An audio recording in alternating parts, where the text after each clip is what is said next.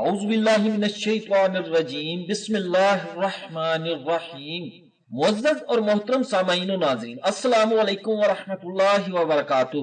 دوستو، دعا ہے کہ دوران بیان ہونے والی کمی بیشی، غلطی، کوتاہی اور زبان کی لغزش کو اللہ تبارک و تعالی اپنی بے مثال رحمت کے سبب معاف فرمائے، آمین ثم آمین۔ ایک اللہ والے نیک بزرگ گزرے ہیں۔ ایک دفعہ وہ سفر کی غرض سے عیسائیوں کی بستی کے قریب سے گزر رہے تھے۔ اس بستی کے اوپر سلیبیں لٹک رہی تھیں۔ تھوڑی دیر کے بعد وہ ایک کنویں پر عصر کی نماز ادا کرنے کے لیے وضو کرنے گئے۔ وہاں ایک لڑکی پر نظر پڑی۔ وہ لڑکی نہایت خوبصورت تھی، شیخ صاحب کے دل پر چھا گئی۔ شیخ صاحب کا سینہ وہیں خالی ہو گیا۔ بحکم اللہ تعالی شیخ صاحب سے ہر چیز چھین لی گئی۔ اپنے مریدین سے کہنے لگے، جاؤ واپس چلے جاؤ، میں ادھر جاتا ہوں جدھر یہ لڑکی ہوگی، میں اس کی تلاش میں جاؤں گا۔ مریدین نے رونا شروع کر دیا، کہنے لگے، شیخ آپ کیا کر رہے ہیں؟ ناظرین گرامی، یہ وہ شیخ تھے جن کو 1,00,000 حدیثیں یاد تھیں، قرآن کے حافظ تھے، سینکڑوں مسجدیں ان کے دم قدم سے آباد تھیں، خانقاہیں ان کے دم قدم سے آباد تھیں۔ انہوں نے کہا کہ میرے پلے کچھ نہیں جو میں تمہیں دے سکوں، اب تم سب واپس چلے جاؤ۔ اب شیخ صاحب اس بستی کی طرف چل پڑے جس بستی کی طرف وہ لڑکی گئی تھی۔ وہاں جا کر لوگوں سے پوچھا کہ یہ لڑکی کہاں کی رہنے والی ہے۔ لوگوں نے بتایا کہ یہ یہاں کے نمبردار کی بیٹی ہے۔ یہ شیخ صاحب اس نمبردار سے جا کر ملے اور کہنے لگے، کیا تم اپنی بیٹی کا نکاح میرے ساتھ کر سکتے ہو؟ اس نمبردار نے کہا، ہاں مجھے کوئی اعتراض نہیں، تم یہاں رہو، ہماری خدمت کرو، جب آپس میں واقفیت ہو جائے گی تو میں آپ کا نکاح اپنی بیٹی کے ساتھ کر دوں گا۔ چنانچہ شیخ صاحب نے کہا کہ ہاں بالکل ٹھیک ہے۔ وہ نمبردار کہنے لگا کہ میرے باڑے میں سوروں کا ریوڑ ہے، آپ کو سوروں کا ریوڑ چرانے والا کام بھی کرنا پڑے گا۔ شیخ صاحب اس پر بھی راضی ہو گئے۔ اللہ اکبر۔ شیخ صاحب کہنے لگے کہ ہاں میں آپ کی خدمت کروں گا۔ ناظرین گرامی، اب کیا ہوتا ہے کہ صبح کے وقت سور لے کر نکلتے، سارا دن چرا کر شام کو واپس آیا کرتے۔ ادھر مریدین جب واپس آ گئے اور یہ خبر لوگوں تک پہنچی تو کئی لوگ تو بے ہوش ہو گئے، کئی موت کی آغوش میں چلے گئے، کئی خانقاہیں بند ہو گئیں۔ لوگ حیران تھے کہ اے اللہ، ایسے ایسے لوگوں کے ساتھ بھی تیری بے نیازی کا یہ معاملہ ہو سکتا ہے؟ 1 سال اسی طرح گزر گیا۔ ان شیخ صاحب کے ایک مرید تھے جو کہ ایک سچے مرید تھے اور خود بھی اللہ کے ولی تھے۔ جانتے تھے کہ میرے شیخ صاحب استقامت تھے، مگر اس معاملے میں کوئی نہ کوئی حکمت ضرور ہوگی۔ ان مرید کے دل میں بات آئی کہ میں جا کر حالات معلوم کروں۔ چنانچہ اس بستی کی طرف چل پڑے۔ جب بستی میں پہنچے تو لوگوں سے پوچھا کہ میرے شیخ کدھر ہیں؟ لوگوں نے کہا کہ تم فلاں جنگل میں جا کر دیکھو، وہاں سور چرا رہے ہوں گے۔ جب وہاں گئے تو کیا دیکھتے ہیں کہ وہی امامہ، وہی جبہ اور وہی عصا جس کو لے کر وہ جمعہ کا خطبہ کرتے تھے، آج اسی حالت میں سوروں کے سامنے کھڑے سور چرا رہے ہیں۔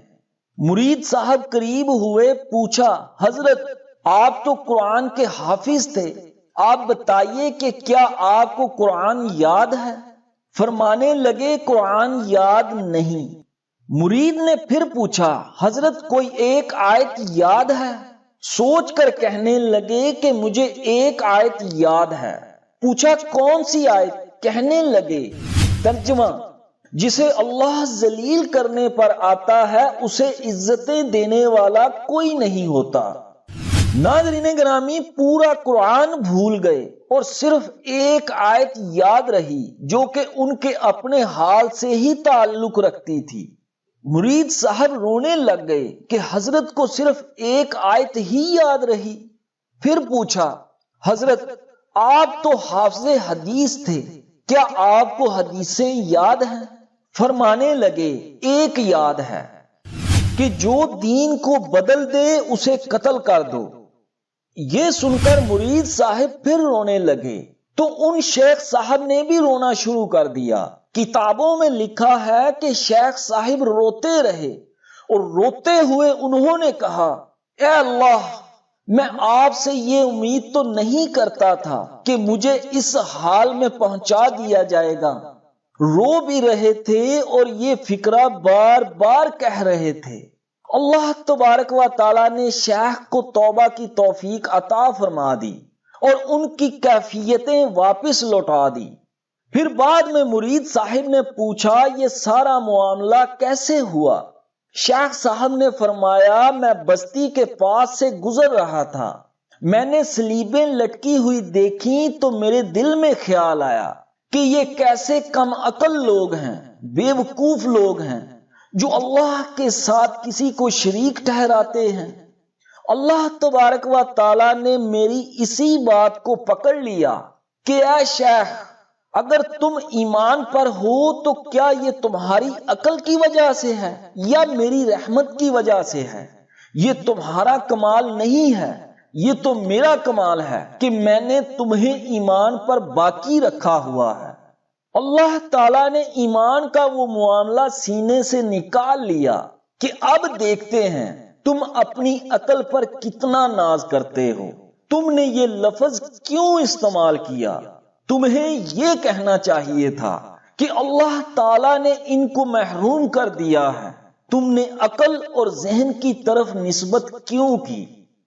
ناظرین گرامی، اس واقعہ سے یہ سبق ملتا ہے کہ کبھی بھی بڑائی والی بات نہیں کرنی چاہیے، کیونکہ ہر حالت کی عطا اللہ رب العزت کی طرف سے ہے۔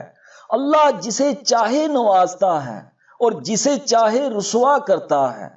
اگر کوئی نماز پڑھتا ہے تو یہ اللہ کی عطا ہے، اس میں اس نماز پڑھنے والے کا کمال نہیں، اور اگر کوئی نماز نہیں پڑھتا تو اللہ نے اس کو توفیق ہی نہیں دی۔ کبھی بھی اپنی شہرت، عزت اور مرتبے پر نازاں نہیں ہونا چاہیے، کیونکہ یہ سب اللہ کی مہربانی ہے، اور اللہ کے بہت سے معاملات ایسے ہوتے ہیں کہ وہاں عقل اور علم کو قابو میں رکھنا چاہیے، اور اپنی زبان سے کوئی ایسی بات نہیں کہنی چاہیے جس سے اللہ ناراض ہو، کیونکہ اللہ جو چاہتا ہے وہی کرتا ہے اور وہی ہر چیز پر قادر ہے۔ اللہ سے دعا ہے کہ اللہ پاک ہمیں غرور اور تکبر کرنے سے بچائے اور ہمارے علم و عقل اور زبانوں کی اپنی خاص رحمت کے طفیل حفاظت فرمائے اور ہمیں درست راہ سے کبھی بھی نہ بھٹکائے۔ آمین ثم آمین۔